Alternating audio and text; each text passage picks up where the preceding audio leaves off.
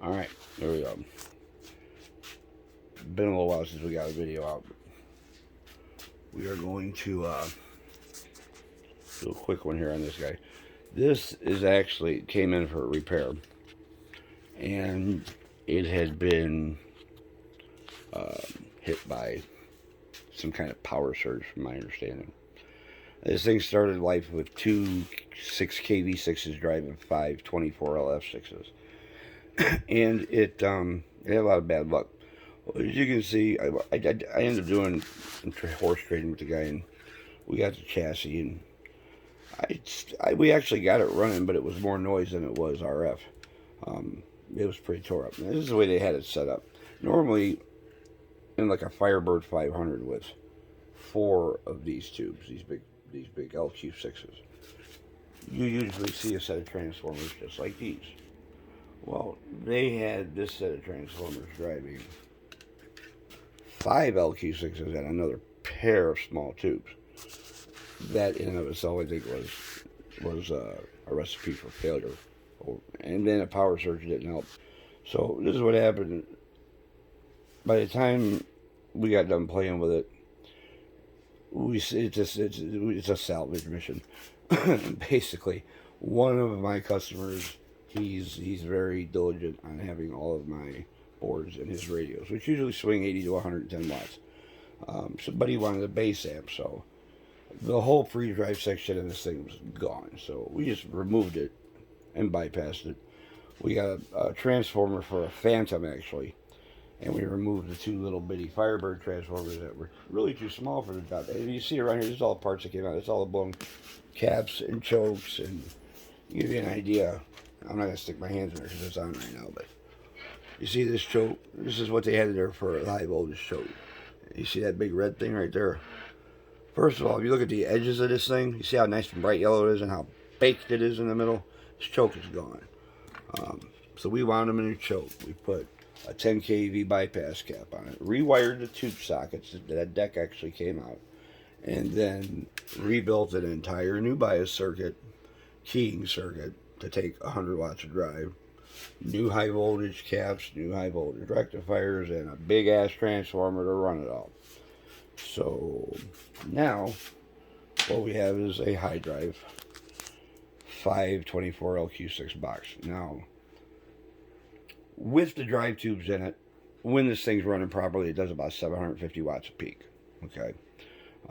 This one was doing more than that, but like I said, on the scope, it was more noise than it was RF. Harmonics and crazy, just shit you shouldn't see. So I mean, the amp was done. So I gutted it and rewired these 5 tubes, and it didn't have any parasitic chokes on it. You'll see all the parasitic chokes on top. I wound those, put those on there. Like I said, all of this. Now, give you an idea how old this amp is. There's just a couple things I left alone. If you can see this diode right here, okay, that's an original germanium diode. Now, to give you an idea of how archaic that thing is, see those 2 little bitty guys right there? They're the new ones I replaced for the other side that was blown. So now, like I said, it's all rebuilt. I mean, completely rebuilt. We've deoxed all the air variables and lubed them, and we actually these guys are bleeding over on me on 19A. That's funny. So when we converted it and got it running, the first thing I found out was that we were running out of capacitance. This would tune fine, but this would run out of capacitance on this side. So what we did, it was coming up here and it was hammering stuff tight like that, and you weren't done tuning yet, or you were going this way. You were at full capacitance and stopping, and it wasn't fully tuned. So since we bypassed the drive circuit, what I did was I paralleled the driver air variable with the load air variable. You see that wire coming up and going down, and then what that did was that added some more capacitance to this side, so that when this one starts running out, I can add capacitance for this one. Then the end, it all tunes like a normal amp. So like I said, right now this is a high drive unit. So and running properly with the other tubes in it. It did about 750, maybe 800 watts of peak, being driven hard. We took the meter out of it. It was glued in. And he's actually going to get a new face on this guy. So that's just more of the stuff. So now what we did was, I'm driving it with my little Weird Science. If you want a JB12, there's one for you. That's my JB12. It's an 811A2.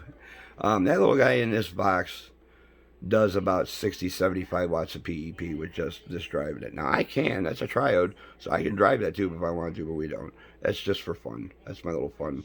We call it Weird Science. That's my little Weird Science driver box. So now we've got Weird Science only does, let me put the amp on standby. As you can see, we got a lot going on in here, buddy. But let's get back over here. The amp's on standby. When I'm running normally, let's go to the 100 watt scale.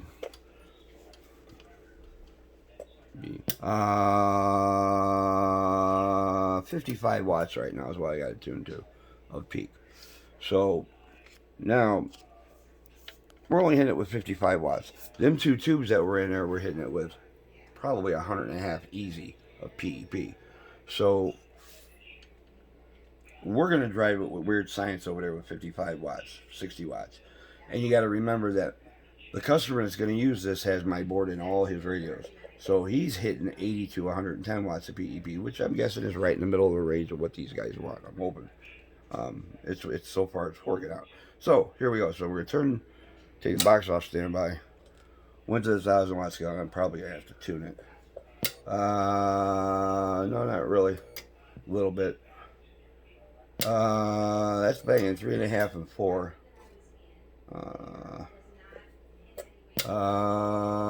There's your 5. There's 500 watts of PEP with only 55, 60 watts of drive.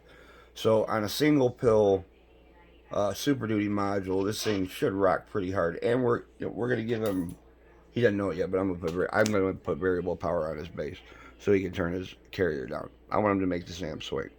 So that's what this thing ended up being, is a high drive. We replaced 2 of the tubes, 2 of the 5 tubes, and everything else basically.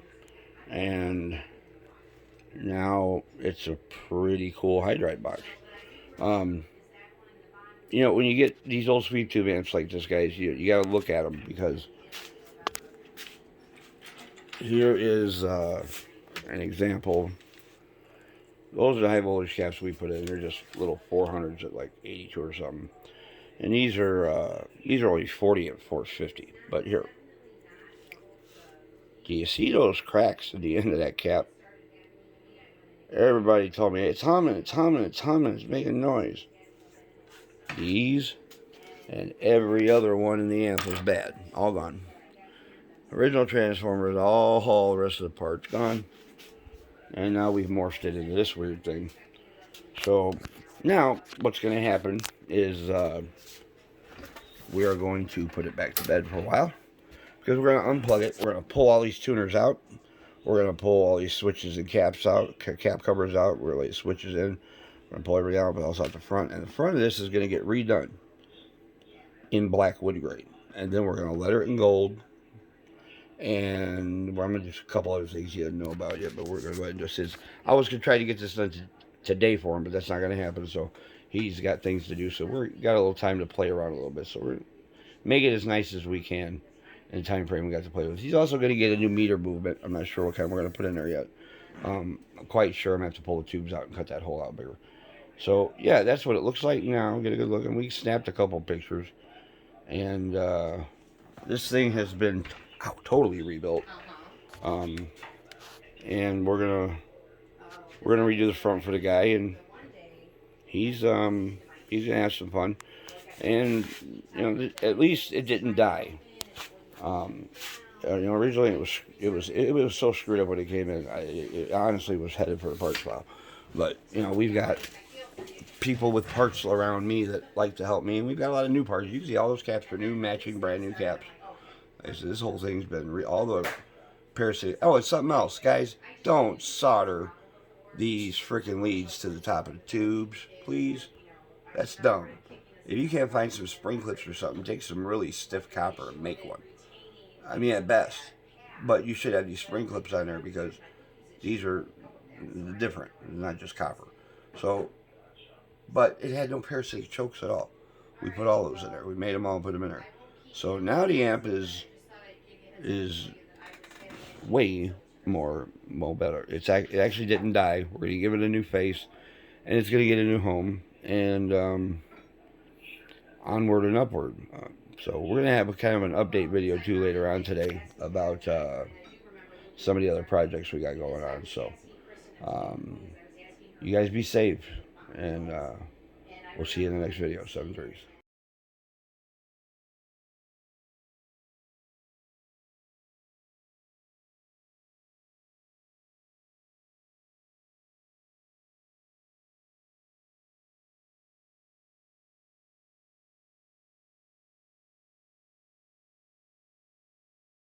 Right, here we go, ladies and germs, boys and girls.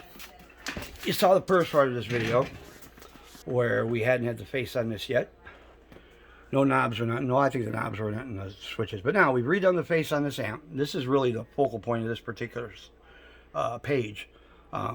This is for Gator, Crete, Illinois. And a quick recap. This amp came in dead shorted, bad transformers, basically bad everything. And if you look at the previous video, you'll see, or the earlier part of this video, you'll see the state it was in when it came in. After we converted, Mr. Gator also uses my Super Duty radios, okay? And it he has a board in this one, our Super Duty module. In the bottom, no speaker. He has to have an external speaker. So this radio is 100 watts a peak all the time. There's no standby switch. This is his basically driver. We don't want no standby switches. The only limitation I want on this radio is where I set his carriers in conjunction with his board that's in the radio, in conjunction with this high drive amp we're driving. And you'll notice it says Birdcage 300 HDV. It takes 100 plus a peak, 100 plus a PEP watts to drive this amp. If you put a radio on it that does not have a driver in it, or is just stand up 40 watts a peak, you're going to see about 200-300 watts out of this box, if that. Okay, but let's look at what his radio is doing first. We're on 100 watt scale. I'm going to turn his mic gain down. Standby switch is on. 100 watt scale turned all the way up is giving us a 10 watt dead key. Okay, now if I turn this RF power just all the way down over here, we're all the way down to a half of 1 watt dead key. Now that's with the board on, boys and girls. You notice I'm on the 100 watt scale. Okay. So I'm going to leave the RF power all the way down. I'm going to turn the mic gain up. 100 watt scale. Audio. 1 watt dead key swinging 100. 95, 100 consistently. Now, that's what it takes to drive the Birdcage. So we're going to turn the Birdcage on. What's Birdcage mean? 409. Look, what that number says is what this amplifier is going to do on one of these meters with no peak reading turned on. Bird watts, slug watts, no peak. Okay, it's only 300 watt amp. However, peak watts, it's a bitch. It's a real, I only got 2 hands, boys and girls. Here we go. Now with the board on, now the board is still on. All we've done is take this off of standby. Audio. 1000 watt scale.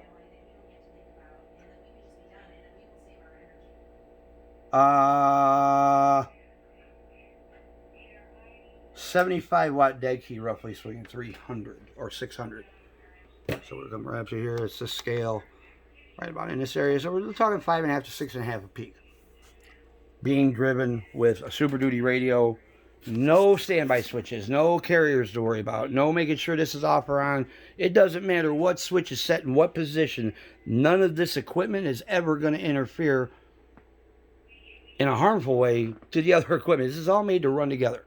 We built this radio here with our board, hand built on this bench. We gutted this amp and rebuilt it. Look in the earlier part of the video, you'll see the inside. 5 tube 24/6 LQ6 or 24 LQ6 tubes in one bank, high driven. Gives us that nice 650 if he drives it really hard. So there we go. This is what we were aiming for when we tore this thing apart. You know, we try to keep our customers in mind. I know this guy's got, he's got another one on the shelf over here. Our little Navajo TRC 42, it's a TRC 432, also has one of these boards in it. So when that one's done, and now he's got a 10-turn carrier on that one. So he can turn his carrier up and down on his Navajo once we get the board squared away. Drive this thing all he wants, up and down carrier, and never overdrive the amp.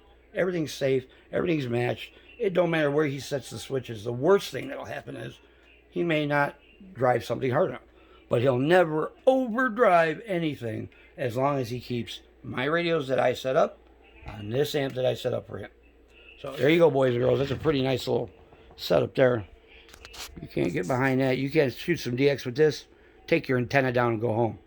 7.3s. We'll see you.